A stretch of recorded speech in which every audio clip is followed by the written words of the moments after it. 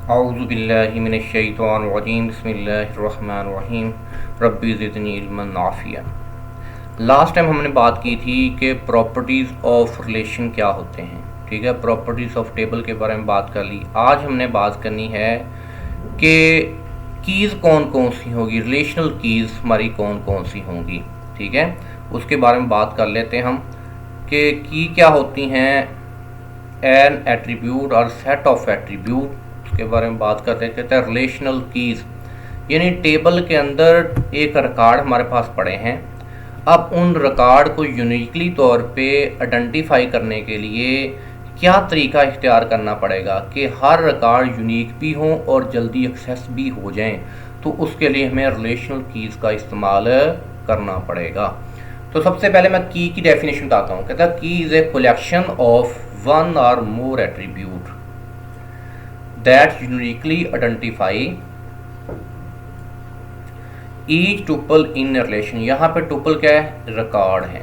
क्या है, यूनिकली क्या है, मैंने रोल नंबर 5 को एक्सेस करना है तो रोल नंबर 5 का ही डाटा आए, तो ये यूनिकली है। समझा गई बात की। अब इसमें दो बातें हैं। कहता है की इज एन एट्रीब्यूट, की is a collection of one और मोर एट्रीब्यूट, एक या एक से ज़्यादा कॉलम को इकट्ठा करना जिससे हमारा एक कॉलम यूनिक, एक रिकॉर्ड यूनिकली तौर पे आइडेंटिफाई हो सके एक टेबल के अंदर। अब फर्स्ट कॉलम में मिसाल लेता हूँ पहले 1 की। क्या है, अब यहाँ पे ब्रांच नंबर है, ये इसमें एक की एग्जांपल आ रही है, किसमें एक एट्रीब्यूट यूनिक बन गया। एक एट्रीब्यूट हमारे लिए यहाँ पे काफ़ी है। इससे क्या होगा, एक एट्रीब्यूट से ही हम पूरे रिकॉर्ड को एक्सेस कर सकेंगे। मैं बात करता हूँ, मैंने सर्च किया B007। अब B007 के मतलब का कोई रिकॉर्ड नहीं है, तो ये पूरे के पूरे रिकॉर्ड को यूनिकली तौर पे आइडेंटिफाई कर लेगा। देखो कि मैं मिसाल देता हूँ आपको। आप अपनी यूनिवर्सिटी का जब रिज़ल्ट आता है, आपका बोर्ड का रिज़ल्ट आता है, तो आप अपना रोल नंबर एंटर करते हैं, तो जस्ट आपके रोल नंबर के ही मतलब का डाटा आता, किसी और का डाटा नहीं आता। तो यहाँ भी जब भी डाटा एक्सेस करना है तो हमें की ज़रूरत पड़ती है। क्लियर होगी बात यहाँ तक। अब बात करते हैं मोर की, एक से ज़्यादा एट्रीब्यूट। देखो कि रिलेशनल मॉडल में एक बात शर्त है कि जब एक से ज़्यादा, यानी टेबल के अंदर जब एक एट्रीब्यूट से वैल्यू मुकम्मल ना हो रही हो, यूनिक ना बन रहा हो रिकॉर्ड, तो हम क्या करते हैं, एक से ज़्यादा एट्रीब्यूट इकट्ठे करने पड़ते हैं। अब ये देखो, इन दोनों एट्रीब्यूट को इकट्ठा मिला के फर्ज करो B05 B003 ये डुप्लीकेट हो रहे हैं। अब इससे प्राइमरी की नहीं बनेगी, यहाँ पे प्राइमरी ये थी ना, ये प्राइमरी की नहीं बनेगी। तो हमने क्या किया, दो एट्रीब्यूट इकट्ठा किया। क्या किया, दो एट्रीब्यूट इकट्ठा किया। तो क्या हुआ, अब इन दोनों को मिला के देखो CR76 और B005। अब इससे मतलब का कोई नीचे और एट्रीब्यूट है और है वैल्यू नहीं, वैल्यू है। तो अब क्या है, सेट ऑफ एट्रीब्यूट हो गए, एक से ज़्यादा एट्रीब्यूट हमने इकट्ठे किए तो ये वैल्यू फिर एक्सेस होगी। क्लियर हो गई, यानी ये हमारी क्या थी, प्राइमरी की किस्म की बन गई। तो ये कंपोजिट प्राइमरी की बनी जब, तो यहाँ पे जब एक ही एट्रीब्यूट से प्राइमरी की बन जाए तो वो क्या होती है, 1 वाले। और जब एक से ज़्यादा एट्रीब्यूट होंगे तो वो क्या है, मोर एट्रीब्यूट। ठीक है ना, तो कंपोजिट प्राइमरी की बनेगी। समझा कि की is an collection, is a collection of one और मोर एट्रीब्यूट, जब एक या एक से ज़्यादा एट्रीब्यूट इकट्ठे किए जाएँ, दैट यूनिकली आइडेंटिफाई, जिससे हम यूनिकली तौर पे पहचान सकें ईच टुपल इन रिलेशन, एक टेबल के अंदर एक रिकॉर्ड को, जौन सा रिकॉर्ड एक्सेस करना चाहें, यूनिक रिकॉर्ड आए, उसमें ऐसा ना हो रोल नंबर किसी और का आ रहा हो, या ब्रांच नंबर किसी और का आ रहा हो, स्ट्रीट किसी और की आ रही हो, सिटी किसी और का आ रहा हो और पोस्ट कोड किसी और का आ रहा हो। नहीं, ऐसा नहीं होना चाहिए। अगर मैंने B005 को एक्सेस करना है तो सारी चीज़ें उसी के मतलब का आनी चाहिए। इसको कहते हैं की। तो उसके बाद आगे बात करते हैं हम सुपर की क्या होती है। कहता है एन एट्रीब्यूट और सेट ऑफ एट्रीब्यूट, वही बात पीछे वाली, that uniquely identify A tuple with in relation. बात वही है। क्या है, कुछ शराय आ जाती हैं। फर्ज करो ब्रांच, ठीक है जी, देखें हम बात कर रहे थे कि ब्रांच नंबर जो है ना, क्या है, ये भी एक सुपर की है हमारे पास, सही है। अब एक एट्रीब्यूट भी सुपर की बन सकता है। अब मिसाल देता हूँ, मैं कहता हूँ इन दोनों का एक सेट बना दिया जाए, तो ये भी क्या है, ये भी हमारी एक ब्रांच नंबर और स्ट्रीट क्या बन गई, ये भी हमारी एक सुपर की बन गई। सुपर की में हम एडिशनल एट्रीब्यूट को ऐड कर सकते हैं, ठीक है। एडिशनल एट्रीब्यूट यानी ये यूनिक तो बन गई, क्या है, यूनिक तो बन चुकी है, लेकिन मैंने एक स्ट्रीट को भी एडिशनल एट्रीब्यूट को ऐड कर दिया। लेकिन जब एडिशनल एट्रीब्यूट को ऐड करें तो रहे वो यूनिक ही।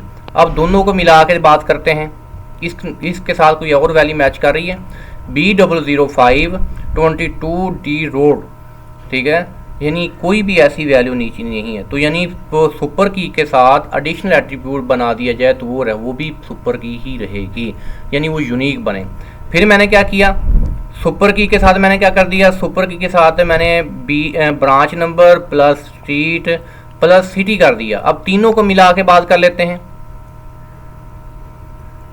यानी तीन चीज़ों को मिला के ये भी सुपर की बनेगी, ठीक है, लेकिन रहे यूनिक ही। अब बात कर ले B005 22D रोड और लंदन, तीनों को मिला के देखो कि इस किस्म का कोई नीचे भी एट्रीब्यूट ऐसी वैल्यू है नहीं। अब तीनों को एक ही वैल्यू बना लेनी हमने, तो इसका मतलब है सुपर की के साथ हम एडिशनल एट्रीब्यूट को ऐड कर सकते हैं।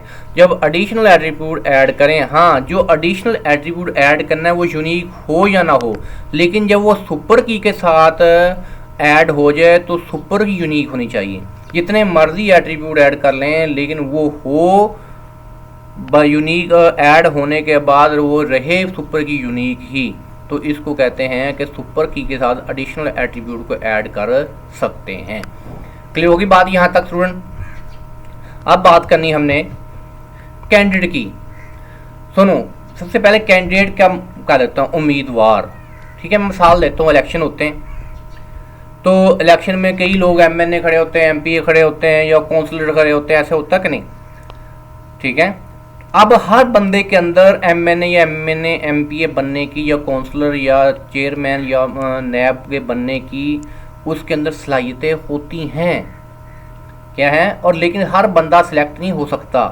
लेकिन जितने भी बंदों ने इलेक्शन के लिए वो खड़े हुए हैं, उन्होंने अपने डॉक्यूमेंट जमा कराए हैं, वो सारे के सारे कैंडिडेट होते हैं, क्योंकि अंदर यानी MNA MPA बनने की सलाहियत है। इसी तरह वो key that can be selected as a primary key, वो की जो प्राइमरी की शराइत पूरी कर सके, क्या है, कैंडिडेट की वो की होती है जो प्राइमरी की शराइत पूरी कर सके, ठीक है, जो देखिए जिसको हम एज ए प्राइमरी की तौर पर सिलेक्ट कर सकें, वो हमारी कैंडिडेट की होती है। बट कैंडिडेट की, अच्छा ये तो हम बात कर ली कैंडिडेट की।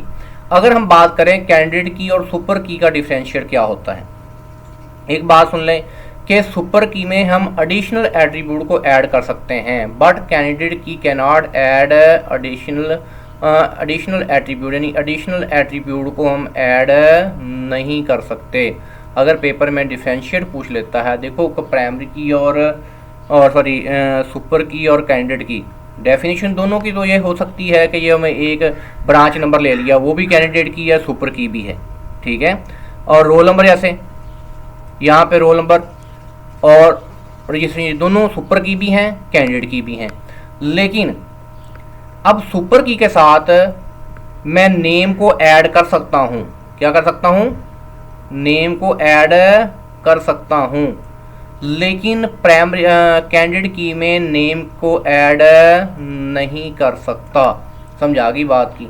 तो अगर डिफरेंशिएट पूछ लेता है आपसे प्राइमरी की और सुपर की और कैंडिडेट की में क्या फ़र्क है, सुपर की में हम एडिशनल एट्रीब्यूट को ऐड कर सकते हैं, लेकिन प्राइमरी कैंडिडेट की को हम कैंडिडेट की में एडिशनल एट्रीब्यूट ऐड नहीं कर सकते। तो क्या है, अब इस टेबल की तरफ आयो। अब ये भी यूनिक है, ये भी प्राइमरी की बन सकती है, रोल नंबर भी प्राइमरी की बन सकती है, रजिस्ट्रेशन नंबर भी प्राइमरी की बन सकता है।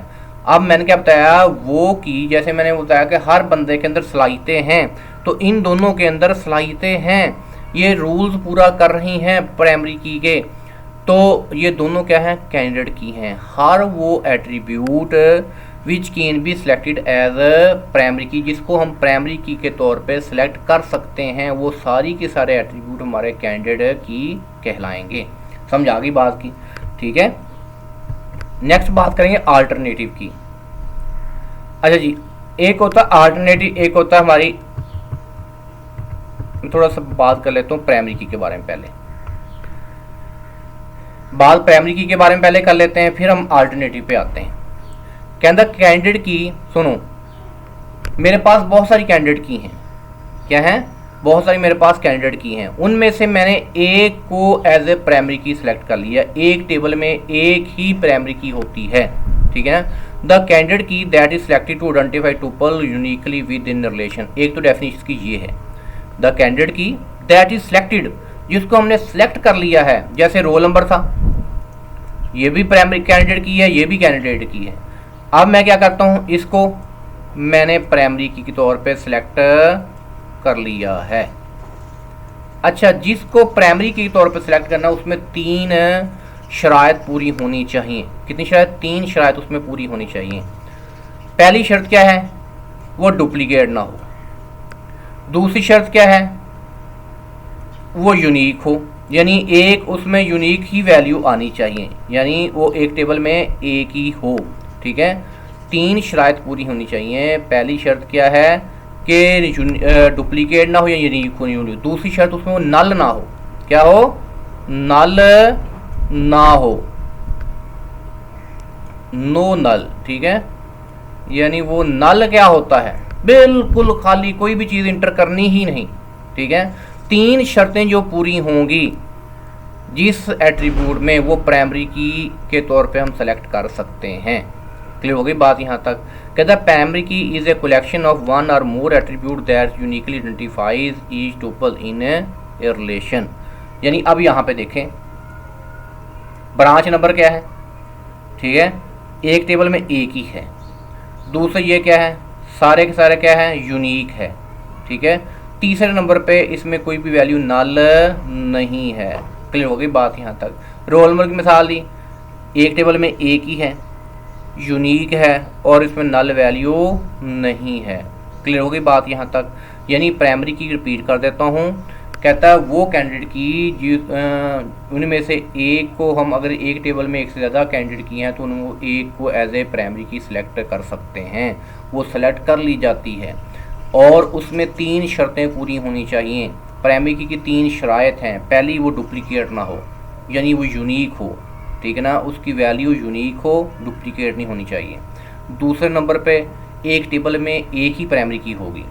तीसरे नंबर पे उसमें नल वैल्यू स्टोर नहीं होनी चाहिए। समझा गया? नल ना हो, यानी वो एट्रीब्यूट हमारा नल है, इसमें कोई वैल्यू, नल का मतलब होता है कोई वैल्यू इंटर ही नहीं की जाती। क्लियर हो गई बात यहाँ तक, ठीक है। अब बात करते हैं अल्टरनेटिव। देखो, कैंडिडेट की एक टेबल में 2 कैंडिडेट की थी। कितनी? 2 कैंडिडेट की। एक की हमने क्या कर ली? एज ए प्राइमरी की सिलेक्ट हो गई, ठीक है। हमने क्या कर लिया? इसको प्राइमरी की तौर पे सिलेक्ट कर लिया। अब कहता है रजिस्ट्रेशन नंबर भी कैंडिडेट की है, ये भी प्राइमरी की के, इसमें भी प्राइमरी की बनने की सलाहियत है, लेकिन हम इसको सिलेक्ट नहीं कर सकते। क्यों? या इसको सिलेक्ट कर सकते हैं या इसको सिलेक्ट कर सकते हैं। हमने प्राइमरी की एक सेलेक्ट कर ली, तो जब एक टेबल में एक ही प्राइमरी की होनी चाहिए, तो जो प्राइमरी की एक, the candidate key that can not be selected as primary key is called alternative key. Primary key बनने की सलाहियत तो थी रजिस्ट्रेशन में, लेकिन हमने मजबूरी थी, हम एक टेबल में एक ही प्राइमरी की रख सकते हैं, तो इसलिए रजिस्ट्रेशन की हमारी क्या बन गई? अल्टरनेटिव की। यानी एक टेबल में 2 या 3 कैंडिडेट की थी, उनमें से एक एट्रीब्यूट को, एक की को हमने प्राइमरी की रख लिया। अब बाकी जो कैंडिडेट की होंगी उसको कहलाएंगे अल्टरनेटिव की। क्या है? The candidate key that can not be selected as primary key, that can not be select as primary key, जो प्राइमरी की के तौर पे सिलेक्ट नहीं हो सकी, इसको क्या कहते हैं? इज कॉल्ड अल्टरनेटिव की। क्लियर हो गई बात यहाँ तक, ठीक है। अब बात करते हैं कंपोजिट की। अच्छा जी, हमने क्या बात की थी कि एक टेबल के अंदर प्राइमरी की ज़रूर होनी चाहिए। जब रिलेशनल मॉडल की बात करेंगे, रिलेशनल डेटाबेस मैनेजमेंट सिस्टम की बात करेंगे, तो उसमें एक बात शर्त है कि हर टेबल में प्राइमरी की होनी चाहिए। अच्छा, अगर एक टेबल में एक एट्रीब्यूट से प्राइमरी की ना बन रही हो तो क्या करेंगे, एक से ज़्यादा एट्रीब्यूट इकट्ठे करेंगे। क्या करेंगे, एक से ज़्यादा एट्रीब्यूट इकट्ठे करेंगे, तो वो हमारी क्या कहलाएगी, कंपोजिट प्राइमरी की। क्या कहलाएगी, कंपोजिट प्राइमरी की। अब फर्ज करो ये वाली चीज़ है, ठीक है, ये वैल्यू क्लाइंट नंबर यहाँ पे यूनिक है, क्या ये सारी चीज़ें यूनिक हैं, लेकिन किसी और जगह ये यूनिक नहीं हो सकती, ठीक है ना। तो इन दोनों को मिला के हम कंपोजिट प्राइमरी की बनाएंगे।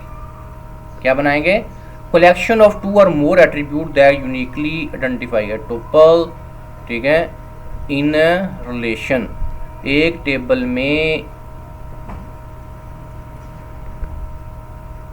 ठीक है, एक टेबल में दो या दो से ज़्यादा एट्रीब्यूट इकट्ठे करके हमने बनानी प्राइमरी की ज़रूर है, तो वो जो 2 या 2 से ज़्यादा एट्रीब्यूट को इकट्ठे करके प्राइमरी की बनाई जाएगी वो हमारी कंपोजिट प्राइमरी की होगी। क्या होगी, कंपोजिट प्राइमरी की। अब देखो ये दोनों वैल्यू मिला के एक वैल्यू बनी, ये दोनों वैल्यू को मिला के एक वैल्यू बनी, ये दोनों को मिला के एक वैल्यू बनी, ये दोनों को मिला के ये एक वैल्यू बनी। तो ये क्या बन गई, क्लाइंट नंबर और ब्रांच नंबर दोनों कंपोजिट किया, तो ये क्या बनी, हमारी कंपोजिट प्राइमरी की वैल्यू बन गई। क्लियर हो गई बात यहाँ तक, ठीक है। प्राइमरी की भी बाद में बात होगी। फॉरेन की क्या होती है, सुनो, जब हमने दो टेबल के दरमियान रिलेशनशिप क्रिएट करना है, जब दो टेबलों के दरमियान हमने रिलेशनशिप बनाना है तो क्या करना पड़ेगा, एक टेबल की प्राइमरी की उसी की मिलती जुलती वैल्यू दूसरी टेबल की फॉरेन की होनी चाहिए। अब सुनो इसकी डेफिनेशन लो, कहता है an attribute whose value match with the other table primary key value. क्या है, ऐसा एट्रीब्यूट जिसकी वैल्यू दूसरे टेबल की प्राइमरी की वैल्यू से मैच कर रही हो। अब देखो यहाँ पे ये वाली चीज़ जो है ना, ये हमारे पास ये प्राइमरी की है, ठीक है, ये कैंडिडेट की भी है क्योंकि यहाँ पे कैंडिडेट की से मैच किया गया। अब ये वाली क्या है, ये हमारी फॉरेन की होगी क्योंकि ये वैल्यू मैच किसके खा रही है, इससे मैच खा रही है, ठीक है ना। An attribute whose value match with other table primary key value. जब दोनों टेबलों को जोड़ना है, प्राइमरी की और फॉरेन की बराबर होगी तो वैल्यू स्टोर हो पाएगी, अदरवाइज वैल्यू स्टोर नहीं हो पाएगी। रिपीट कर देता हूँ, an attribute whose value match with other table primary key value. तो कहता है an attribute a set of attribute within one relation that match the key candidate key of some possible the relation, किसी भी relation, यानी ये क्या हमारी attribute किसके साथ मैच कर रहा है, ये कैंडिडेट की भी है, ब्रांच नंबर हमारी कैंडिडेट की भी है क्योंकि जो प्राइमरी की है वो कैंडिडेट की भी मस्ट है। क्लियर हो गई बात। तो जब दो टेबल के दरमियान रिलेशनशिप कायम करना है, ज्वाइनिंग करनी है, तो उस वक्त हमें फॉरेन की ज़रूरत पड़ती है। तो स्टूडेंट, अगर आपने अभी तक हमारा चैनल सब्सक्राइब नहीं किया, नोबल एक्सपर्ट एकेडमी को सब्सक्राइब करें, बेल आइकन दबाएं ताकि और आने वाली वीडियो का नोटिफिकेशन आपको मिलता रहे। जज़ाकल्लाहु खैरन।